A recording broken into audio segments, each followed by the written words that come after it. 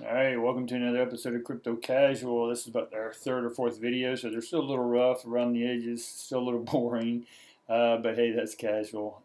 We're not here to impress anyone, we're just here to educate and give information about cryptocurrency. So here at Crypto Casual, we just like to casually talk about cryptocurrencies, finances, and we do it with an esoteric twist. And in one of the first videos, I put what the esoteric is. It's just the information within, normally associated with secret societies or hidden information not given to the public.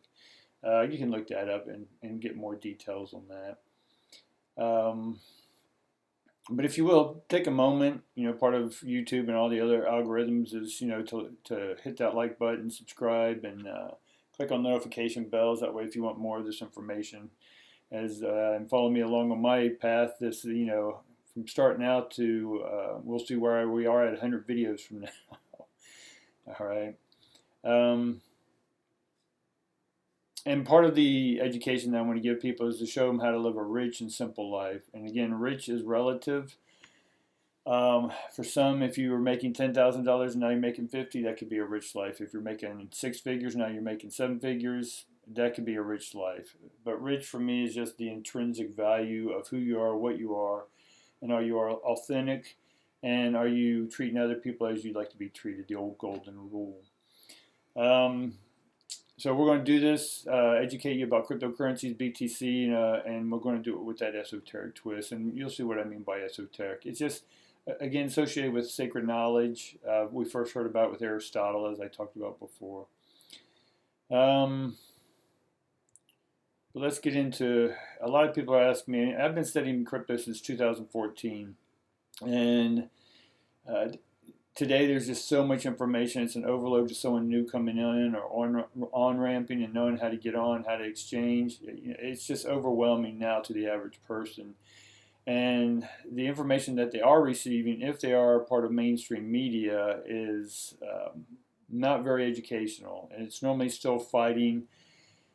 Gandhi once said, I think it's attributed to Gandhi, first they laugh at you, or first they ignore you, then they laugh at you, then they fight you, and then they join you. And so cryptocurrency is along that line. Right now they're still fighting us, but eventually all governments, for the most part, will get over to Internet 3.0, or what we're calling the blockchain or Bitcoin.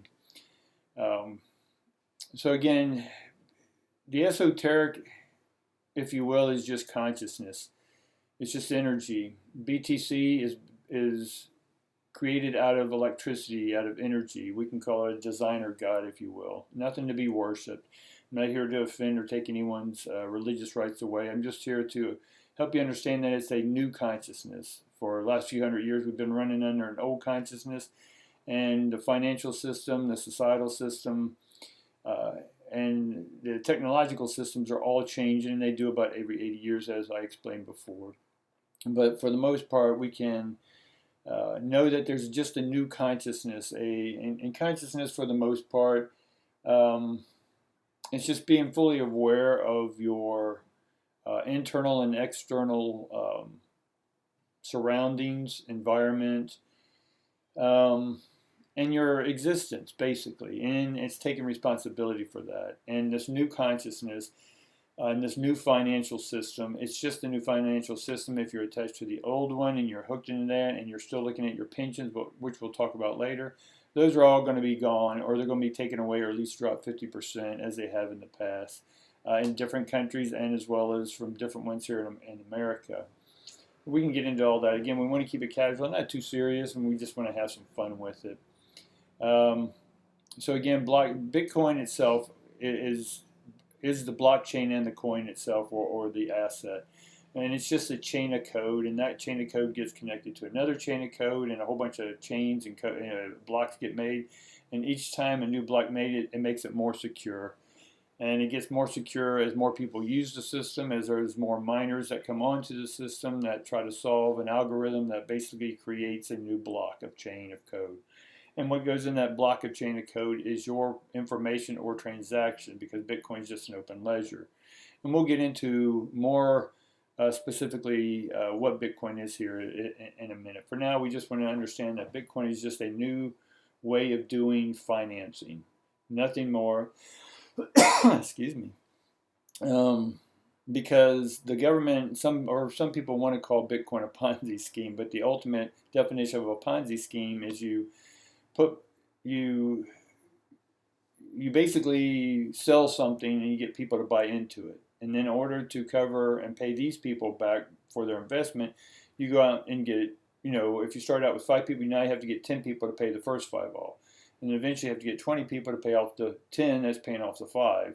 And so it's like an upside down pyramid. Well, this is exactly what the dollar is. It's not backed by anything, as we know.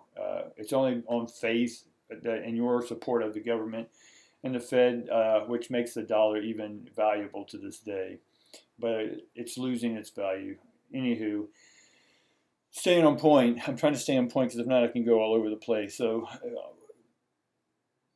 let's just move on. But we'll keep it. It's just the new consciousness right now. You can be attached to the old one, the old system that you've been used to, and when this new system does fully come online, because it's just new internet, you're going to be left behind. And then, as the prophecies foretell, you can believe in a person, a god, deities, or whatever. This is more of a consciousness. It's a second consciousness.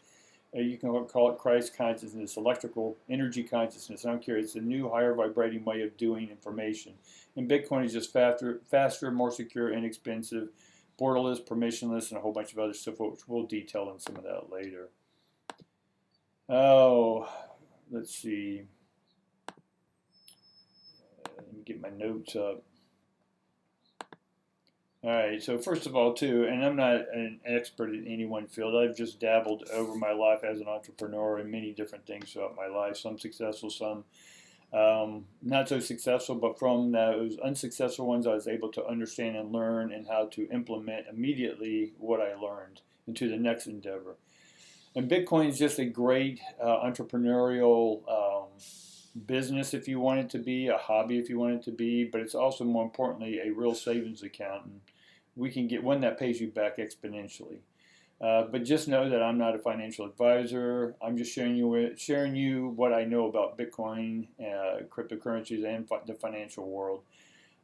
Ultimately, the responsibility lies with you to understand, to make your own decision, and this is what spiritual individuality or the next consciousness is about. It's about being responsible for your own emotions, your own finances, your own health, your own emotions, so on and so forth. When you're blaming others, you're external, you're exoteric, but when you're internal or esoteric, you're now aligned with the new consciousness, if you will. And again, it's just a new higher frequency of information. So do your own research. Don't invest more than what you're willing to lose into any system, this system included. So what is Bitcoin really? It's a bunch of things, but I'll just keep some to the basic. And it basically is a store of value. If you put $100 in a bank account today in a savings account, you will end up, because of the devaluating of the dollar and inflation and a bunch of other things, you will end up with only about 70 cents at the end of the year. So with Bitcoin, it's a store of value, which means the value fluctuates down a little bit or it can go up a lot. And Bitcoin is still volatile. We know it is, but it's in its early stages. It's only been out about 10 years. It's actually 12, going on 13, but for now, when people started really hearing about it and using it, it was about 10 years. So, but Bitcoin, it's a hedge against inflation. And a out of control money debasing, printing what the U.S. government and the Feds and the Treasuries are doing. They're just printing more and more, which devalues the dollar that you're trying to save. Well, in cryptocurrencies and Bitcoin, there's a lot called DeFi where you can put your money in and earn 8, 9, 10 more percent. So we'll talk about that at some other time. So yeah, it's just basically a hedge against debasing and the falling dollar. And again, a store of value. It's also a technological and financial disruptor. And what do I mean by that? Basically, it's changing DeFi or decentralized financing is that it's changing the way we do banking and loans and savings account and borrowing money. It's a lot easier, cheaper, quicker, and more secure because it's on the blockchain and it's an open ledger. So again, it's disrupting everything we know within the financial industry. Banks are dying. They're a dying dinosaur. I used to talk to my banker 3 years ago and told him within about 3 years, banking is going to be totally different and most branches are going to start closing or they'll have to reinvent themselves. So again, we talked about Bitcoin being an Internet 3.0, and I talked about that in the past video, so check one of those out. Bitcoin's also a form of communication. So back in the day, we had the printing press, and the printing press was able to give literature out to people who normally couldn't get it, and because again, it was protected and held private by institutions that didn't want you knowing this information. So Bitcoin is a new form of communication that's a valuable form of communication. And again, we talked a little bit about that last time, but I'm trying to give a succinct order of what Bitcoin is. Bitcoin, again, has been around 12 years. It came out of the last crash when they devalued and the banks, the mortgage industry basically collapsed on itself, and we're about to see that happen again. So again, store of value, hedge against inflation. So it came out of the last economic crash. It's been the most outperforming asset class in the last 10 years as well. Outperformed the S&P, the NASDAQ, gold, silver, real estate, you name it. It's outperformed it, and it's done so in the last 10 years, about 200% increase every year. The dollar's lost about 98% of its past value, and it's losing about 35% with inflation included, the CPI or Consumer Price Index. The value of that's gone down. Food's going up, so the dollar's printing more, so the value of your purchasing power is going down. So Bitcoin, basically, it's based on electrical energy, and putting that very simple, but because it runs off electricity. And so we're able then to take that electricity, put it into code on a computer, and then transmit that electrical information, if you will, a valuable, secure information to another location and have it unwrapped, if you will, just like a piece of mail going from one place to another. The old securities, we used to lick it, send it in the mail, and that was your security. Well, in the digital age, that's not going to work. So we need to digitally lick harder to secure our value. Let's continue on. I want to keep this to about 10 minutes, 15 minutes, because YouTube, I got to do something different to make it where I can go a little bit longer, or break these into smaller bite-sized pieces. And what we are hedging against and what's changing and why Bitcoin's a disruptor is because the centralized systems have controlled everything. So they've controlled, one, the printing of money. They've basically controlled the information, the product and delivery system of goods and services. And like I said, information. And the centralized systems, especially the financial one, the Federal Reserve, they work on what's called a debt-based system. We'll get into that in another video because that's too long to get into right now. And we talked about it being a Ponzi scheme, the dollar being a Ponzi scheme, and now they have to print even more money to cover the debt they already had. So when they had $5 trillion, now they got to print $10 trillion to cover the $5 trillion. So it's the ultimate Ponzi scheme. It is the definition of a Ponzi scheme. Bitcoin is not. There's only 21 million ever to be made, and there's only less each year. So there's more of a demand, so the price will go up higher. The centralized systems, healthcare is a centralized system. Our education is a centralized system. Media, and those are controlled by only three entities. All the media around the world is controlled by three major entities. We can get into that in another time. But they have in the past controlled the music, entertainment, social media, and they still control social media. There's only 6 tech companies that control all the media in the world. Facebook, Google, Twitter, all these, and they're all centralized because if they don't like what you're saying, it means they have the control to take you out. But Bitcoin is a decentralized system, and there's a lot of decentralized finance and decentralized social media and decentralized YouTube type things out there. Theta is a good one to look up when you get time. It's like a YouTube, but you can also, there's shows, TVs, a whole bunch of other stuff. We'll talk about that later as well. We just want to stick to what is Bitcoin for those who are just getting into it and why it's a better hedge than your devaluing dollar.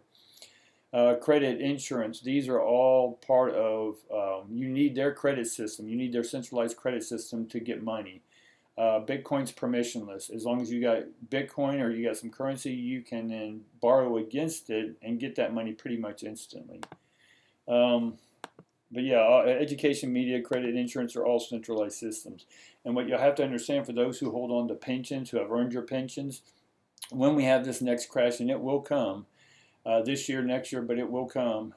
They can only print so much more and buy so many repo market treasury bills and all that stuff back. So they're at their limit of 240, 250 years, as long as a fiat or currency dollar system can last, or it has shown in history. Anyway, when your pensions, the government will come after those pensions because government owns about 90% of all the pensions that are out there now. They've taken them over in the last 10 years during the last crash. So basically, if they need money, they will come into your pension. So the money that you have in your pension, the dollar is losing value 30%. So what you're going to have really come out in about 3 years or whatever you're getting each month, the value of that, it may be $2,000, but the value or the purchasing power is not going to be 2,000. It's going to be about 17.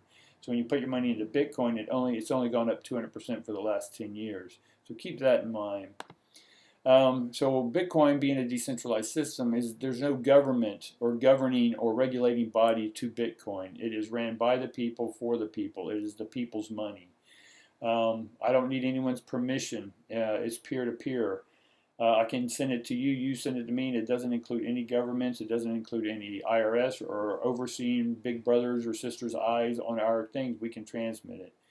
It's similar to me doing a dollar transaction with you and you giving me something for my product. The government doesn't need to know about that. And so once they go to a centralized system or a central bank digital currency and a Fed wallet, which everyone will have, they can see everything and anything you do. Even though Bitcoin is an open ledger, you can see what's being transacted, but you don't always know who's on the other side. So it's semi-autonomous. And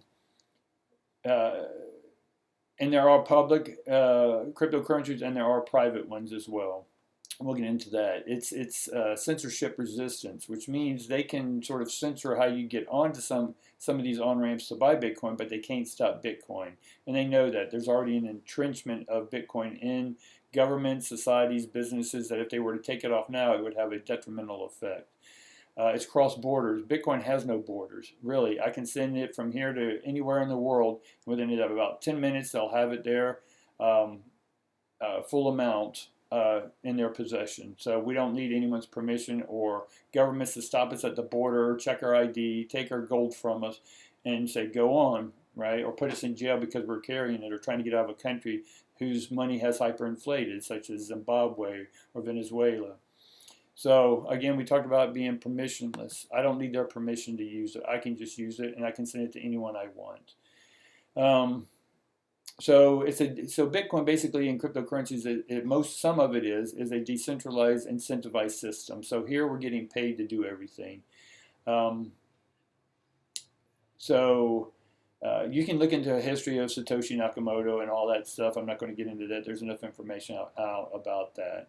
But also know for the beginners here is that anything other than a Bitcoin is called an altcoin or an alternative coin. And most of those are centralized in one shape or another, but some aren't. Some of the platforms are decentralized, like Uniswap, where I can swap I can wrap my Bitcoin, or I can change my Bitcoin to an Ethereum and then take that Ethereum over into Uniswap and swap that for different cryptocurrencies. But we'll have that. That'll be a separate episode altogether. But I think you're beginning to get the understanding of what it is. And Bitcoin, everything is an open ledger. Like I said, it's timestamped, it's validated, and the public can see it. And it's just cryptography. We used it in war because we didn't want our enemies seeing our eyes. So basically, Bitcoin is just cryptography, and that's why we call it cryptocurrency, because it's encrypted. And it's hard to hack. Bitcoin's never been hacked. Banks have been hacked. Your credit unions have been hacked. Oil pipelines have been hacked. But Bitcoin's never been hacked in the 12, 13 years it's been operating. So I think that's enough for today. I know that's a lot. We'll go ahead and upload this video. So if you will, please comment. Ask me your questions if you're a beginner. I understand experts may be watching this, but I'm just talking to the beginners right now. If you have any questions or comments, please write them down. I will look at them and I will respond to them the best and quickest as I can. So for now, I'm Charles. Thank you for watching Crypto Casual, and we'll see you next time.